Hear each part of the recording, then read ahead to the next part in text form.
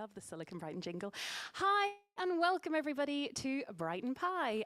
It is absolutely lovely to see everyone. I know the nights are turning darker and colder, and I saw some bins flying down the street a couple of days ago, so I know it's a bit treacherous getting in, but thankfully today is a bit drier and we can actually make our way in. Hi to everyone who's joining us online, but thank you the rest of us who are here today. So we're here tonight for Brighton Pie, and we've got a few little things, just a standard that we always talk about. We are live streaming, so there's going to be some promotional stuff online. If you do not want to be on camera, hide your face or tell us and we'll just put a big snake over your face or something. Any questions you've got tonight, if you could just wait to the end so our speakers, Stefan and me, can just get our talk over with, and then you can ask any questions. I'm Laura and I'm from Datacove, and if you look down at the back, Sophie, our lovely Datacove colleague as well, is there, and you've been signed in with her. So yeah, we are, and I'm sure you all know, oh, not yet. If you want to hashtag it, we do have a hashtag, so you can post online, share your experience. There you see some friendly faces in that photo, so hashtag Brighton Pie. And here's what we're going to be up to today. Ooh, apparently, Stefan, you're not starting to 7. That's a lot of talking from me. I might not talk that long, but who knows? We'll see. Yeah, so we work at Datacove, and Datacove are R, Python and Shiny experts. And we mainly work with 3 areas. We do customer analytics, letting you find out who that most valuable customer is. We do some marketing analytics, helping you maximize that campaign and that ROI. You know, just because when you code, you help people make things go faster. So we do a lot of process automations as well. If you would like to use our services, please do come and chat to us today. We are obviously massively big into community as well, because that's what makes the world go round. And these are the communities that we run. We've got a few extra actually as well, but these are the ones that are coming up next. So if you happen to be in Bristol or Manchester, those are the next dates for those. But for us, you will see we're having a special merged mashup party between Brighton R and Brighton Pie on Thursday the 20th of November. So we are back again next month for a Christmas R versus Python, possibly. We've just had an amazing idea. We think we might go a head-to-head quiz. I think that would be cool. So please come, be in the Python team, and kick the asses off the R people, because that's what we need to show them who's boss. I know there's some people in the room who are R people. Not saying anything. But yeah, so that might be cool. No guarantee. It's just me, Vicky, and Sophie have made that decision tonight. We'll have to obviously check with Jeremy, but I'm sure he'd be fine with it. But yeah, please do join us again at our next event. And we've also got London R at the end of the month. We could not be here today without the wonderful support and help and basically everything done by Cameron from Silicon Brighton. We've got Andy from the Eagle Labs, and our sponsors tonight is Jumping Rivers, who are our lovely friends up north in Newcastle, who do wonderful consultants as well. So Cam is just taking a little break, so I'm going to be my Silicon Brighton face. Silicon Brighton are the hosts of Brighton and Hove Tech Show. Tech sector, they run loads of things. Here's just some of the groups that they run.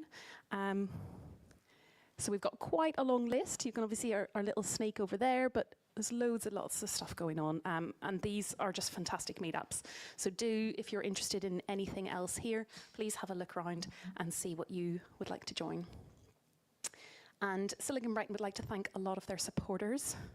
You probably see a few little things on our sheet here, but yeah, they couldn't do it without the support that they get.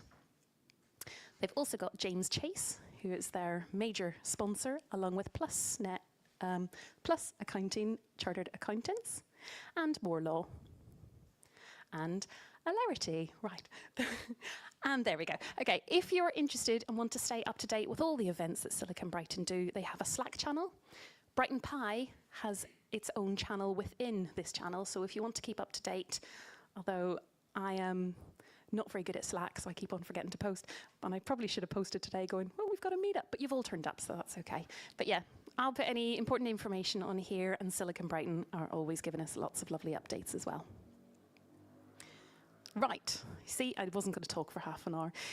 Without further ado, I'm going to welcome Stefan up to the stage here. So thank you, Stefan. Thanks, Laura. I've actually got my own mic, I think. Yeah. Want me to do anything? Swapping over to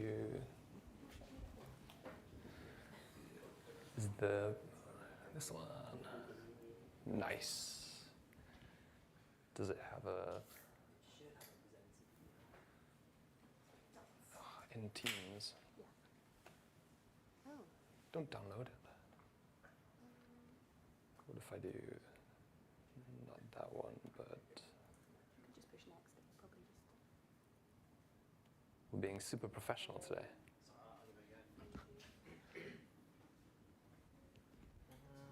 Should just download it. Oh, is it because it's not downloaded? Oh, I don't know, yeah, let's give it a go on that. Sorry, everyone. Anyone have any jokes? No. What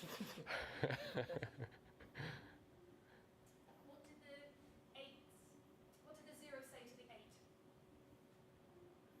Something about 7 and 9. Nice spelt.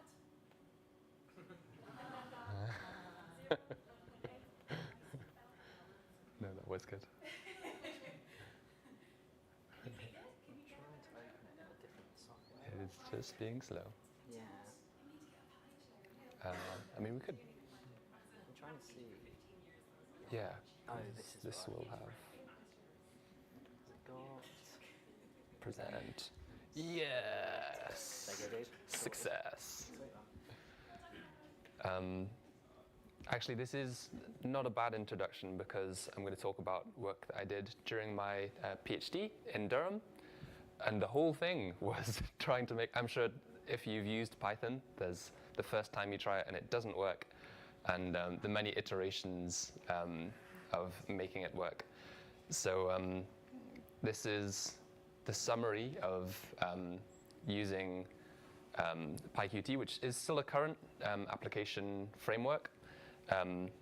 But I was doing this 6 years ago, and there are also other frameworks which have come since then. Before that, because it's more fun if we interact, I'm running a little local network. It is a router that I took from my parents, which means that it'll log you in if you use the QR code and if you want to join in. But then you have to go to the little dots and say, use the network as is. Don't change the admin settings on the router. And there's a little quiz, and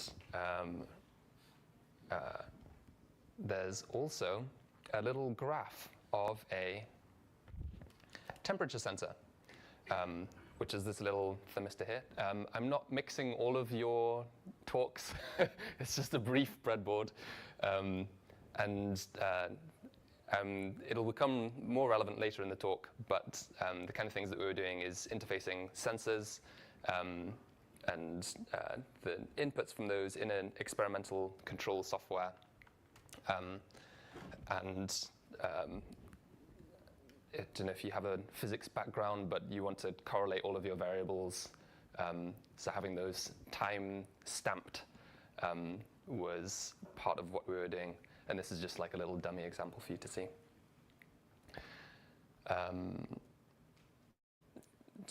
I presume you found the link to the URL if you needed it. So yeah, as I mentioned, I'm going to talk about PyQt, but as a dutiful Python user, I looked up all of the equivalents that I could have used if they'd been around at the time and doing it. So, and a lot of the time now, people are actually using web interfaces. Maybe you've had experience with Dash and Django and Flask that make it super easy to make a little pop-up web page. If you just have a little, like you just want a button, tkinter is an inbuilt default for Python. Kivy is one that I've only just heard of, and apparently is quite good for interoperability. And if you're making mobile apps, Python can do that 2 as well now. And I include matplotlib because as a physics person, we plot a lot of graphs. Matplotlib is very familiar, I'm sure, to lots of people. And it can be interactive. So we'll see an example of it, even though it's not recommended for bigger applications. But in that case, you would be using PyQt instead. I figured I would put in little examples of each of these just as a comparison. How to make a button in Flask. You have to host a whole web server so that someone can see it. And that framework is useful for if you need people remotely to access what you're doing. But the reason we didn't use that in our lab is we're concerned with a lot of data transfer at speed and seeing the results in real time. So network latencies can be a disadvantage. tkinter, you might have tried to use and then moved away from, because if you get beyond a little example like this, is frustrating. It's easy to pick up, but not recommended for bigger apps. And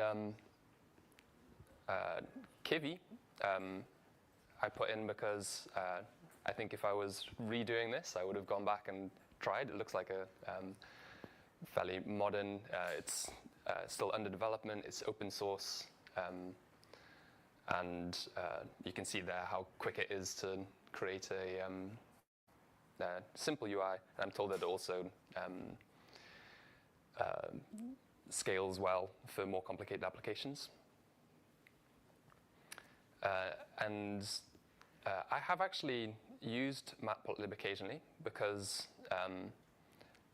you've already made, say, your graph and showing your results, your data.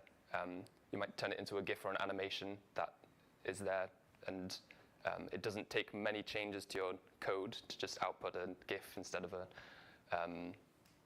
image.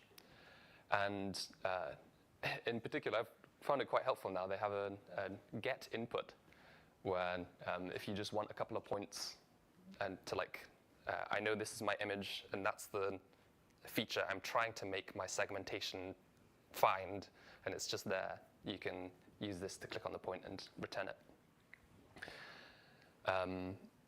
But here is our equivalent example with PyQt. So it is very much object-oriented.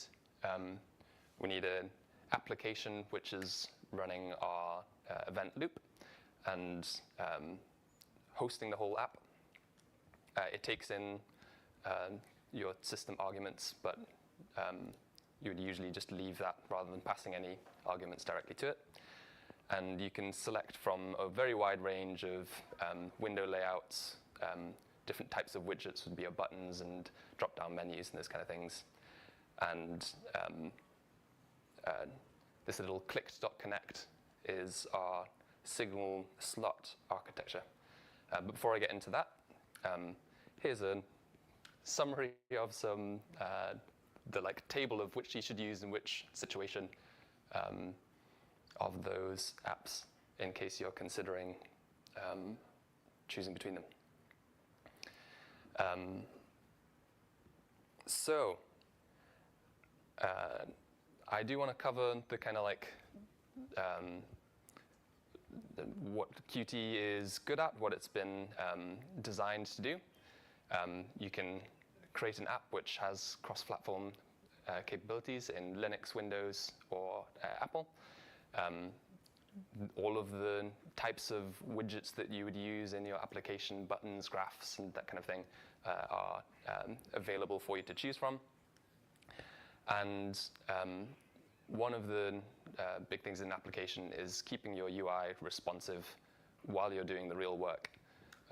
So Qt has an event loop which does that. It doesn't just freeze up the UI with polling a loop. It is event-based. And the signal slot architecture, we'll explain more in a minute, is allowing us to respond to those events. I have found Qt has an open source GPL license, which if you want to use then means you have to also make your code open source and publish it. Or if you are working at a company, then you can buy a commercial license to not publish all of your code. And before we get too much into written objects and codes, if you're making lots of buttons, you can copy and paste, or whatever chatbot you're using now to write your list of widgets. But they also have a visual GUI that you can use to click and drag and see your UI assemble as you make it. So I mentioned the event loop already.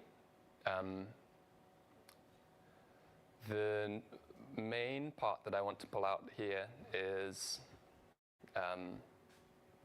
instead of polling,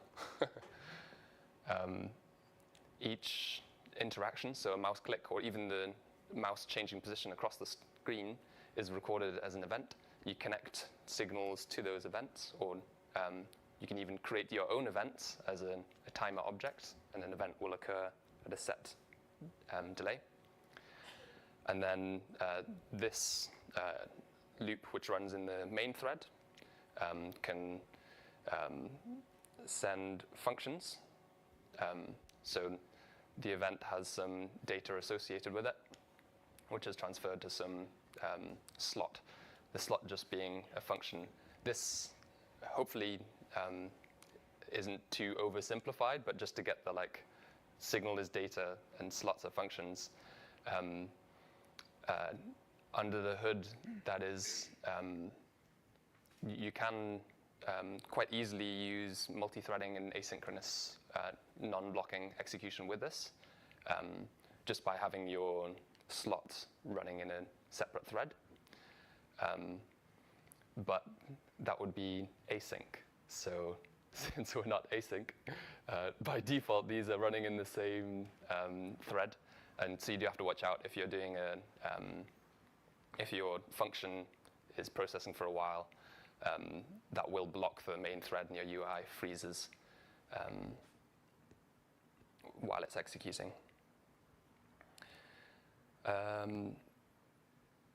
And handily, all of the kind of buttons and widgets that you would add come with the signals that you would expect, like I've been clicked on or I've finished processing the thread. So here's an example of what that looks like. If you have a button and someone clicks the button, you send the signal of the button being clicked to a function, and then it records an action. It's more useful to create your own signals and slots. So in this case, it has to be object-oriented so that this signal can be established before runtime, because signals are hard-typed. It's very useful, actually. I guess people complain about Python being soft-typed sometimes. These signals might have many connections, but the data that transfer, so whatever the signal emits is a string type, will be sent as an argument to the function that you connect it to. Yeah, and in fact, many times you'd be connecting. So in my example, we were building an experiment which controls atoms, actually. This is a picture of a lot of lenses and some acousto-optic modulators. So you send an RF signal through some glass and it deflects light. The paths here that the light is going down have lasers at one end, and an optical fiber at the other, which sends the light down vacuum so that you can trap single atoms. And it's called a tweezer because it's like you're picking up an atom between the tweezers. So in this experiment, the main data that we're processing is images from a camera with very high gain, so that it records the light that's emitted by an atom, which is only a few photons. But the challenge of the experiment is that the atom's only going to stay around for a few hundred milliseconds, or by the end we got it up to a few seconds, but that's the challenge of extending the lifetime you can hold the atom for. And this is quantum physics, so each interaction, each measurement collapses the state, and then it's gone. So if you want to learn about the probabilities, the statistics involved, you have to repeat the experiment over and over again, and then converge towards the probability. So we want our experiment to run as fast as possible to record these images and then build up the statistics into histograms. So in each image, we're setting an ROI, not a return on investment, a region of interest, and counting whether it was dark or whether it was signal, and set an adaptive threshold between them. Here it's nice. Often the signal emitted by the atom wouldn't be that clean, and you have to accept that there's some error in the probability, and then build up. So this is one histogram, which will tell us in this experiment there was a 50% probability of keeping the atom after we acted on it. And then you would change some variable and repeat the experiment and measure again. To make all of that work, we had I mentioned some RF synthesizers. Those take waveforms in, so you have to control the frequency and the power. The lasers also have not just their own power and frequency controllers, but as hard as you try, it's very sensitive to temperature. So we are monitoring the humidity and we did have aircon controlling the temperature, but we're also measuring how much the temperature varies within that,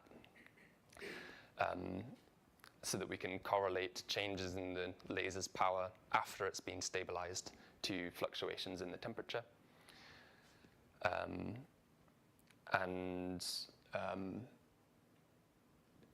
When we're moving atoms around, so you change the frequency of the laser and you can move one atom next to another and make them interact. Those time signals have to be synchronized with the running of the experiment. So we actually had an FPGA, which was doing those, we called it Dexter. This is just an FPGA is the compiled code on a specialized board, which is connected to a separate computer, which creates these waveforms, and the clock rate is synchronized so that we know the events happen in one experiment to microsecond stability. I didn't mention the magnets, but those are also involved with cooling atoms down.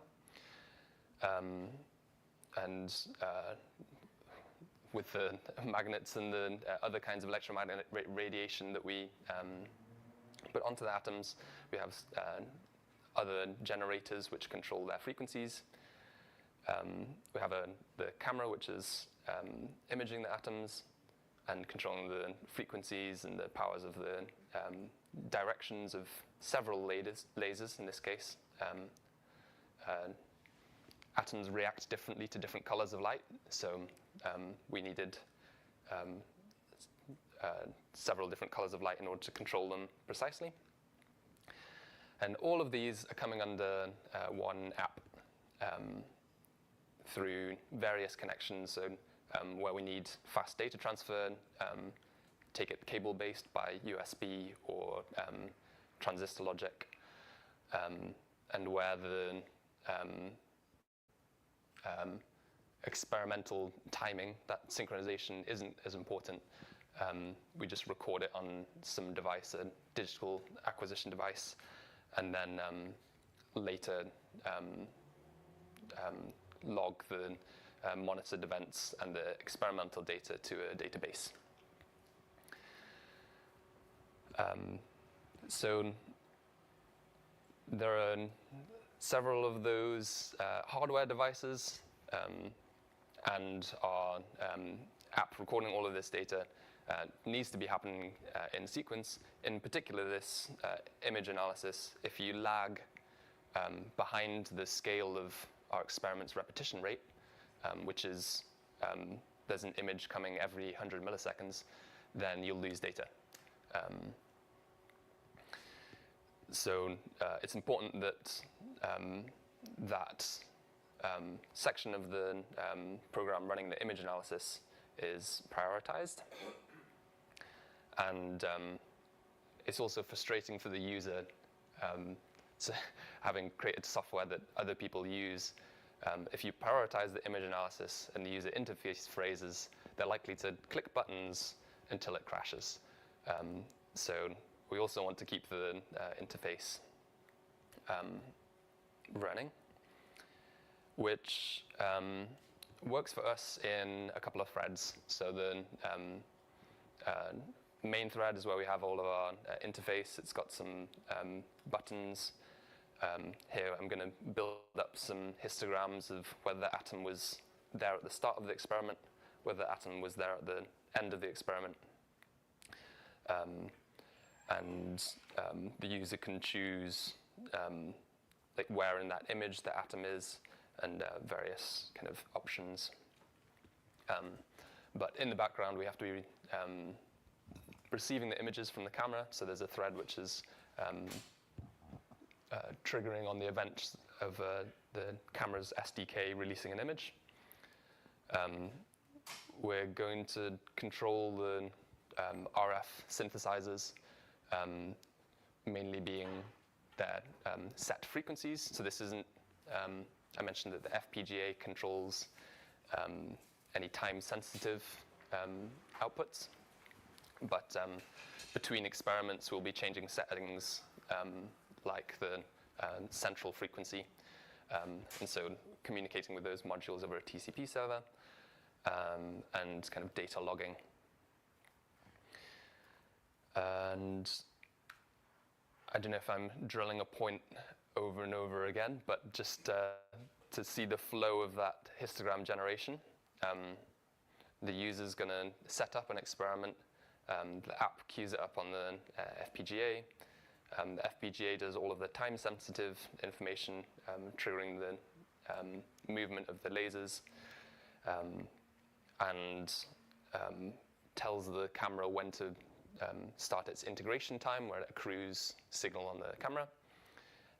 The camera SDK sends an array of the image back to the Python app that we're doing, and then we're triggering the histogram to be built up on each of those events. So this runs around at least several hundred times to build up a histogram. And that's happening at several times a second. And then once you've got one histogram, we're going to repeat the whole process to get us plots like these, where it was working nicely. So in this case, our experiment is determining at what hold time of the atom we can recapture it.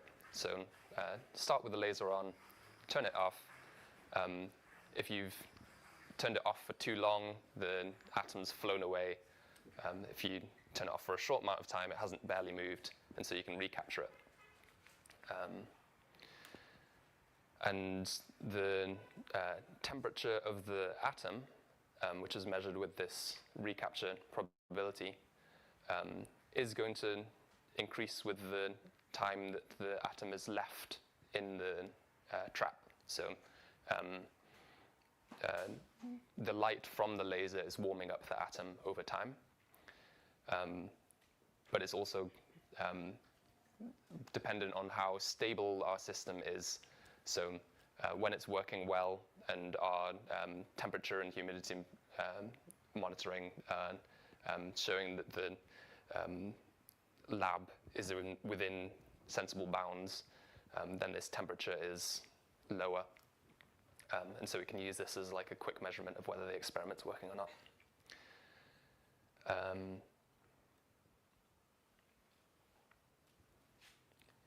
Yes, I think this is this is what it looks like for one user. You can see he's got a box of the region of interest where he's going to sum the signal over, and it's not where the atoms are. It's actually because we have an array. So there's, if you did what I was describing with just one atom in one trap, you have to build up statistics 8 times as long as if you had 8 traps all in a row. So this kind of allowed us to speed up the experimental process. And then you just have to make sure that your processing isn't held back by the fact that now there are 8 regions of interest, each with their own histogram and image being processed, not quite asynchronously, but fast enough that the data transfer doesn't hold back the experimental process. And actually, the thing we found was that most of the delay is just in displaying images or updating an interface. So if you want to speed things up, just cut out the image temporarily. That is actually the summary. I wasn't watching the time. I probably powered through it. Which means that if there were any questions, we could ask questions.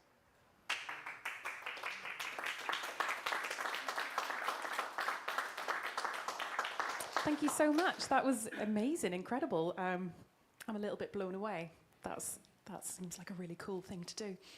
There was a question. Where was it? There we go. Thank you. Ooh, microphone. Thank you. I wanted to ask you about the camera you use. What kind of camera can capture the atom in it? Like, what's the resolution of it, or like, what zoom was involved?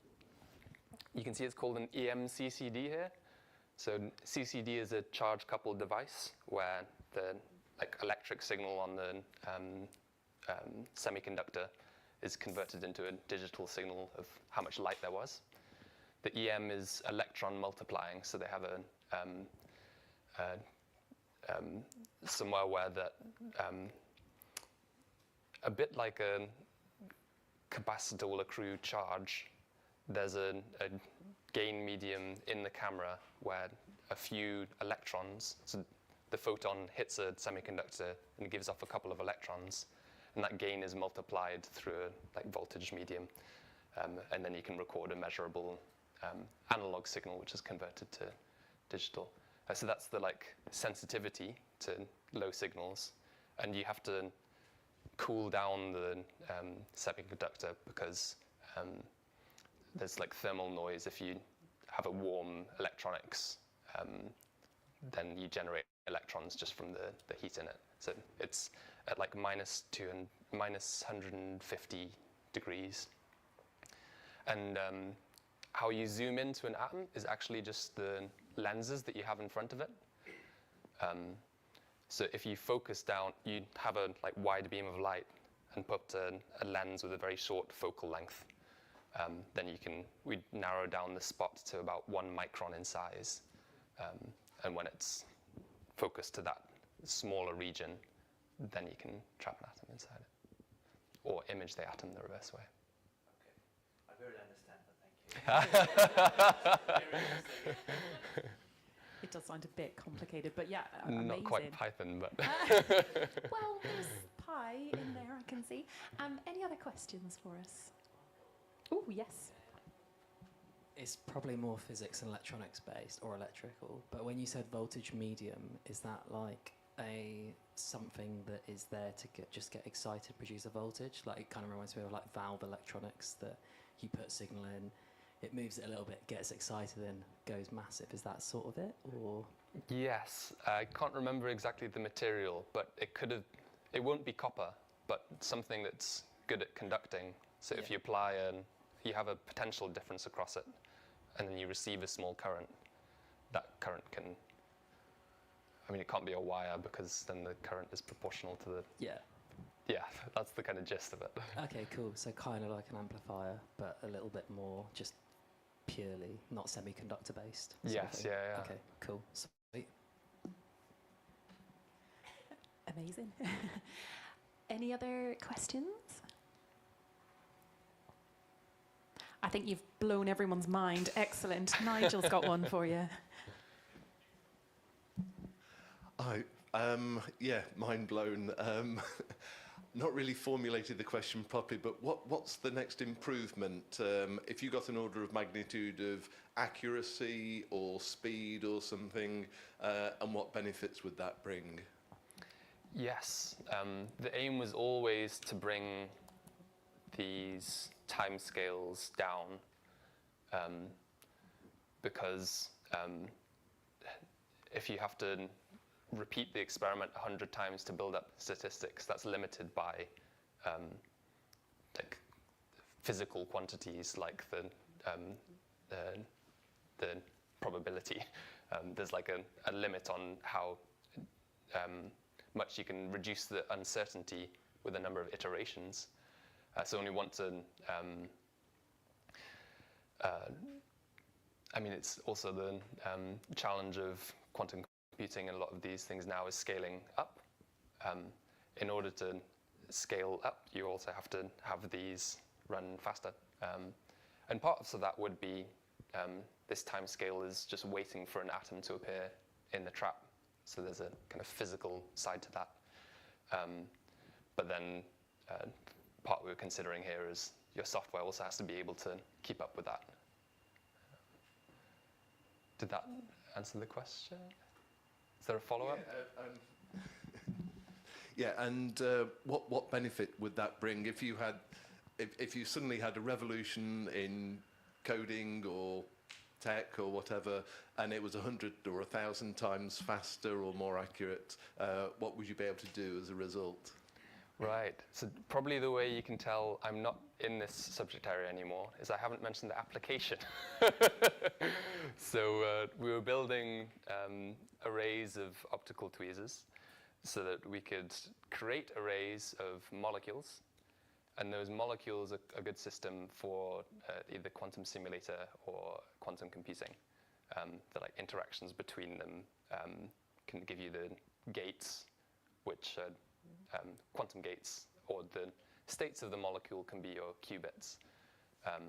So by making all of it run fast enough that the timescales are within the lifetime of your... if you can only hold your atom for so long, and that's encoding your bits for your logic gates, you need to do as many operations on it as you can before it disappears. So we need the experiment to run fast so that you can actually use it as a quantum computer or a quantum simulator. Wow. Yeah. This is. Any other questions? I've got one. I'm going to try. It might not be the right question, but do these tiny little atoms behave differently after they've been viewed? Is that an issue, or is that? Yes. Do you have to take that into account in your experiment? When you image it, that is the measurement that collapses a waveform. So if you create a superposition state, is the kind of quantum process that makes quantum computers more attractive than classical computers. And that superposition might be, I've got two atoms next to each other, close enough that they're interacting, and they might swap to be in the same position, and then I don't know whether they're separate, both in either of the traps, or they might have disappeared. And as soon as I image them, that state of superposition is collapsed, and I know there's one in this trap. And then afterwards, there's only one. You've like formed that. But before you've imaged it, the state can interfere, so it can kind of be both at the same time. But that like measurement of defining the state is when we image them. Amazing. Thank you so much to Stefan.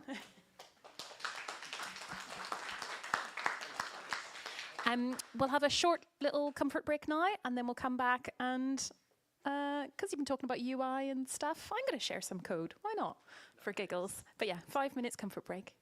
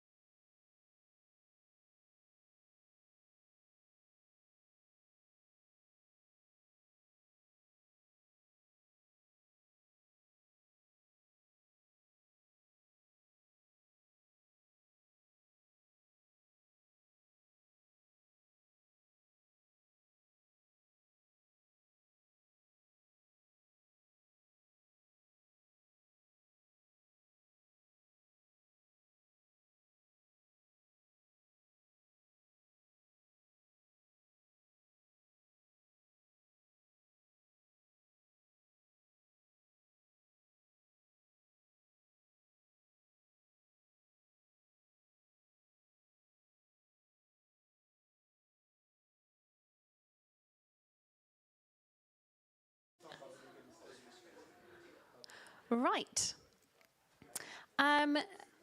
So next, I'm going to have a little chat, because you just can't stop me from talking, basically. I was just going to do some highlights from Earl, but because we do have a little bit of extra time, I'm actually going to share my talk from Earl, or at least parts of it. So if you were not with us at Earl, you're going to have a little sneak peek of what I presented. There's a picture of me up at Earl. Ooh. Thank you. So I made a dashboard out of Shiny. And for those of you that don't know, Shiny is just like a interactive visual dashboard tool, like Quarto, like Streamlit. It's just Shiny. It's built by Posit, who do the R code, and it originally was for R coders. And then the last few years, they've decided to make Shiny for Python. And I was like, oh, we'll give that a go. And the documentation is really nice. It's actually very lovely. So I decided I would, do a little dashboard. So I've called this Duck Dashboard. There's a whole story. You don't need to worry about why. But obviously, we've got ducks in the room. So our Datacove ducks is kind of what we were looking at here. So this is lots of duck information. Now, because I do work at a company that does a lot of R as well, I obviously had to add in some hexes. So I'm going to show you the code to make some hexes in a Shiny app using Python. And in case you've never seen it before, Shiny is completely interactive, so you can change all of these things. There we go, and it changes for you. You can change the scatter as well. You can filter. And it just kind of picks everything up. So it's really nice because the users can then actually interact with your data in a way that, however they need. So it's always quite lovely. So I'm going to share for you in a second some code for that, but also because I was working with a client the previous year that had asked, could you put AI chat, an AI assistant, inside your Shiny? And I was like, oh, I think so. So I thought, yeah, let's give it a go. Now, when I built this last year, it actually wasn't on the Python for Shiny documentation, but it is now, so it's even easier to do now. But so I'm going to show you the easy version. So here we go, we've got the helpful duck. Oh, I haven't tested this live, so let's see. I've actually created some quick filter buttons, quick questions. So my users were people who were not within data teams, they were within marketing teams. So they maybe didn't know what questions to ask. Who am I talking about? They knew exactly what questions to ask. But I made sure that they were really quick. They didn't even have to type them. So what are the top 5 KPIs? Oh, it works, yay. So my little helpful duck, I'm wondering if Jeremy just switched off. We're like, you've done your talk, stop paying for that. No, but he hasn't, that's great. We'll have to remind him, Sophie. So yeah, there's my top 5 KPIs, that's quite good. What about some anomalies? Yeah, I can't be bothered looking at the data myself. It's not as if that's my day job. Let's get chat to waddle through the data swamp. There you go, it's given us some anomalies. We could also just do a random duck fact because, who doesn't love a random duck fact? Did you know that ducks have a special way of staying warm in cold water? Their feet have a unique heat exchange system that keeps them toasty without losing too much heat, like built-in thermal socks. Quacktastic. Love that. So yeah, I'm going to share with you the code to be able to do this as well. Does anyone have a question for the helpful duck? Oh, go on then. Did you have integrated RAG into it? RAG. Oh, did you RAG? No, I did not. But let's say, are you... I was going to ask the duck. What would you like to ask the duck? I didn't use RAGs, no. I used... I'm going to show you how I built it in a second, but have you got a question for the duck? Go on. We have a question at the back here. Oh, I'm going to do that later. What's the question for the duck? Come on, let's give the duck a question. Oh, brilliant. Yeah. What question should, this is weird typing with one hand on a microphone, should I ask you about the data? Come on, let's, yeah, why not?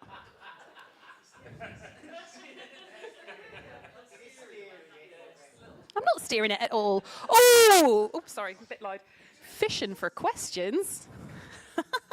Okay, even it called me out. I totally agree. I'll take that back. What's the quacking deal with leg-wing ratio? What type of duck is the most common in the pond? Now that's quite a good typical data question, isn't it? And do the different types of ducks compare? How do they compare in terms of their wing and leg lengths? Go on, make a splash with your curiosity. But yes, fishing for questions. Okay, anyway, it works. It's brilliant. Yes, one more? What name would it like to have? Oh, now hold on, because this isn't a next year competition. So next year we're going to have a name the duck, the best duck is possibly, I don't know, Jeremy's not here.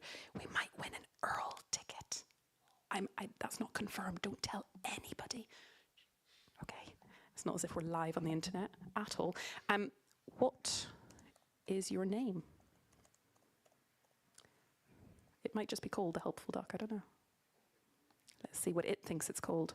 Oh, I'm Quacky. Oh. All right, Quacky. I didn't realise you had a name. There you go. It thinks it's Quacky. Keep that in mind, but there is a competition next year, probably. Anyway, so that's shiny. It's really lovely. It's really advanced. You can put it online. You can, make in logins and authenticate and things like that. So you can create it. We create it for our clients who then go in, log in and sign in, and they can see what their heart desires, of course, and interact with it and play around with the data themselves. So they don't have to kind of wait for us to give a presentation, and they can explore their own data. So that's quite lovely. But if we pop back to here, so what is Shiny? Shiny turns your data science scripts into interactive web apps, and loads of people use it. I'll skip through these quite quickly though, so don't worry.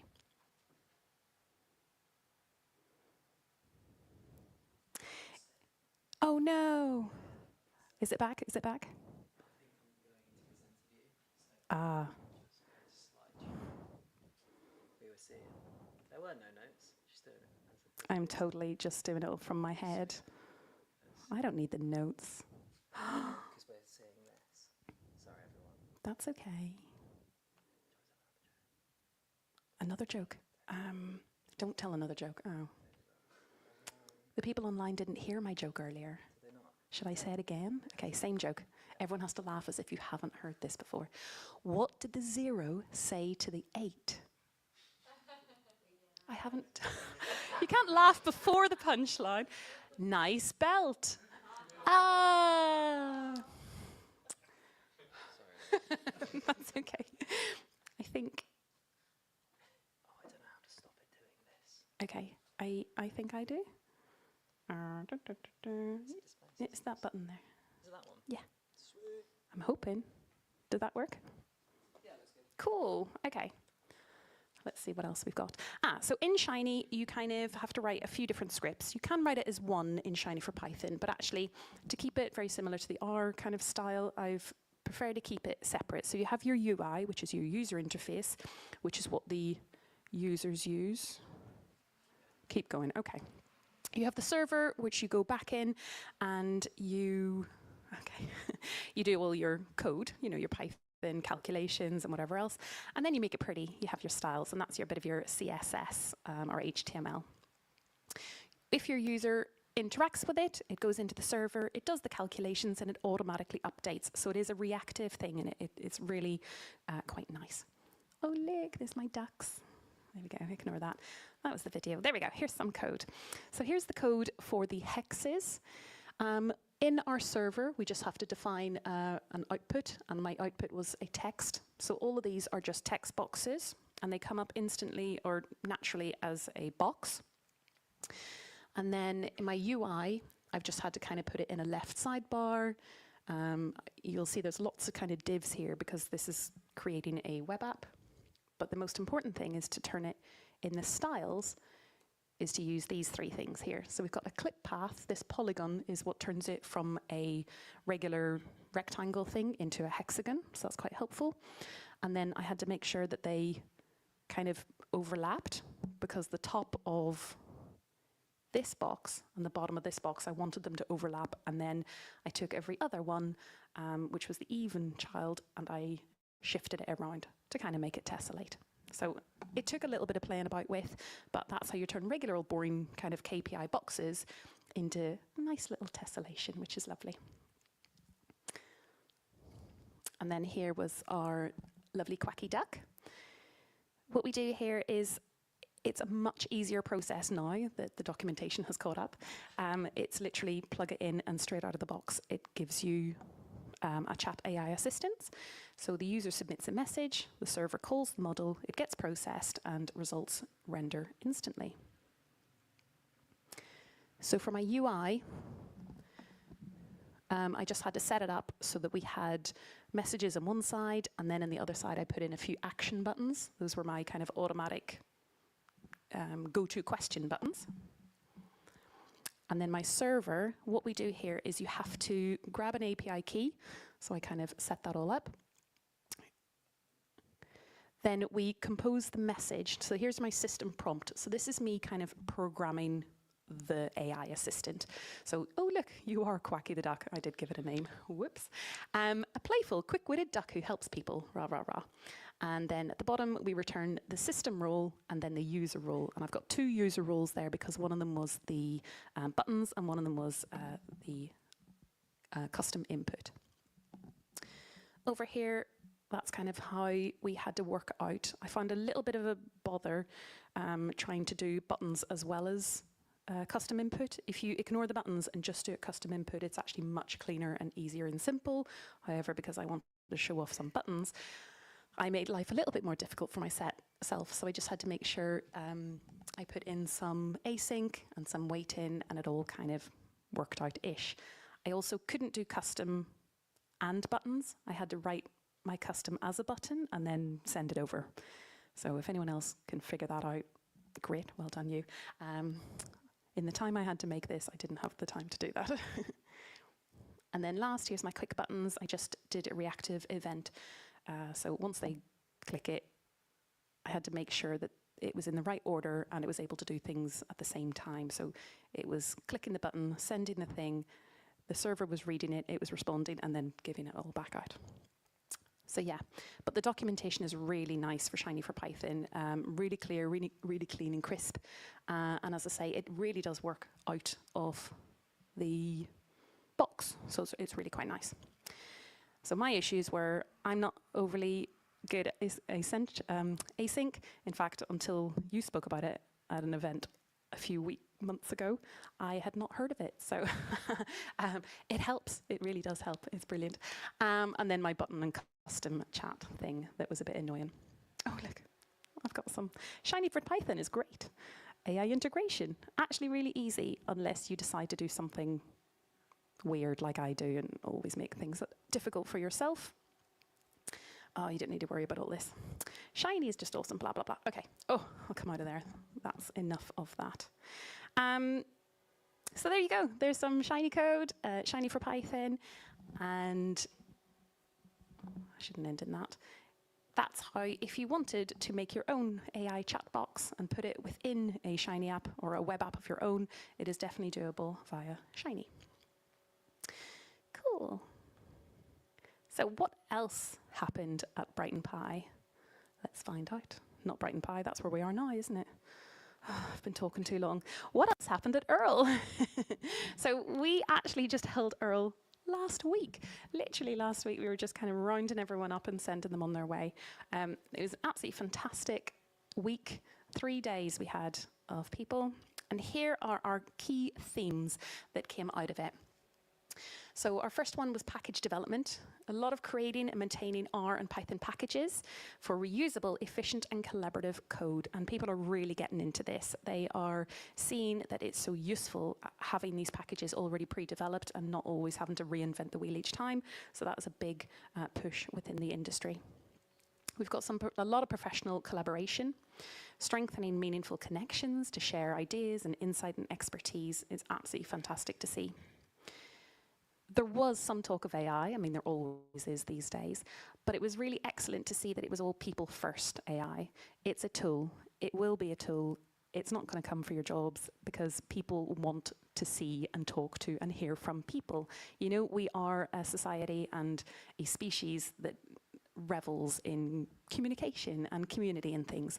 So yes, we have all these machine learning models, but we need to prioritize fairness, transparency, and human values. And our keynote, Wes McKinney, who wrote Pandas, that Wes McKinney, was very much in a case of what you should do is learn possibly more now how to read and critique your code. So AI might be writing your code for you, like to speed things up and make it quicker, but you need to be the one who's like reading it and evaluating it and deciding if it's worth moving and using. So that was really good. He thinks we're not going to lose our jobs. It's okay. Let's hope. Lots of transferable skills across different roles, tools, and industries. Nobody really cares what tools you use as long as you're producing the work. And R and Python are gaining a competitive edge through innovative analytics and machine learning. So we're definitely standing above competitors. R and Python are being used more and more in industry, and it really is giving everyone the edge. And code in production, best practice for deploying reliable and scalable data science in real-world environments. So there was a lot of talk about that. So those were our key themes that came out of Earl. We had 42 talks. We had over 200 people in attendance. I think it was at least 120 per day. Oh, 53 speakers. Sorry, I forgot the workshops as well. We had people from all over the globe, minimum 14 industries, and that was only in our talks. Our keynote speakers, we had Rachel Keane, who has the coolest title in the world. I want that job title. Chief Inspirer. Like, it's actually Chief Data Inspirer. So she just like goes out and inspires people. And her first line of her talk was, "I failed maths." And you're like, what? How did you fail maths? And now your job title is Chief Data Inspirer. It was incredible. She's very exciting to listen to. Then we had Eric Drass, who actually popped in earlier just to say hi. He is an artist. Oh, you laugh at that joke. Yeah, he was creating lots of programmable art and AI, using AI to make lots of art. Really crazy and quite out there art, but very impressive. He's very exciting. You should check out him. And Wes McKinney closed the conference. Absolutely amazing man. Has a wealth of experience. He was talking all about his career and all the things he's done. But he started in finance, and he was just working with Excel and going, this is not good enough. And created pandas. Yay! So pandas is my favorite, obviously. But then he went on and talked about all the other projects he's doing. Pandas is kind of left in the dust now, and it's kind of way beyond. But it was stunning to hear from him. He has just announced his talk slides this morning on LinkedIn, which I've reshared. So if you want to read through those slides, check out my LinkedIn. We also had an amazing panel of people who are fractional, what's the word? Fractional directors, I think. So they just pop in and they got to give us a really good overview of how kind of management and data and strategy all kind of work together. So that was very interesting. We also did some workshops on the Tuesday. So if any of this is sounding like it's of interest to you, oh, and a huge lineup of speakers. If any of this sounds like it might be of interest to you and you might want to be involved next year, we will probably be announcing before Christmas applications. So if you want to be in the room next year, if you want to be there, if you want to give a talk, we would love to hear from you. Or if you'd just like to attend, or if you want a keynote sponsor, I don't know, do what you want. Yeah, we'd love to have you there. So all details will be announced when we decide them. So, but it'd be awesome to have you there. Okay, I will try and stop talking for a bit. Have we any announcements from the crowd? Any community announcements? Nope, don't want to be talking. That's fine, I will continue to talk. Our next Pi meetup is actually, as I say, a mashup between Pi and R. It was just going to be kind of a talk on their side, a talk on our side, and then a few drinks and, I don't know, Christmas cheer. But I think we've come up with a better idea. We think we might make it competitive. So I'd love to see us there. Come on, we need the best Python team to see if we can beat the R team. It may not even happen, but in my head, that's what we're doing. Also, if you ever want to have some training in R and Python, we do a lot of that as well, so ask about that. And that is me. Thank you so much for attending tonight. It's been absolutely fantastic to see you. If you would like If you pop over next door to the Joker pub and mention that you're at Brighton Pie, you should get 10%. I'm not sure if I'm allowed to say that online, actually. So I know, yeah, people are not really going to, if they're not in person, they're not going to do it. But still, I don't know if I'm allowed to say. Yeah. We're Jyoti from India. She might pop over next time again. Anyway, thank you ever so much, and good night, everybody.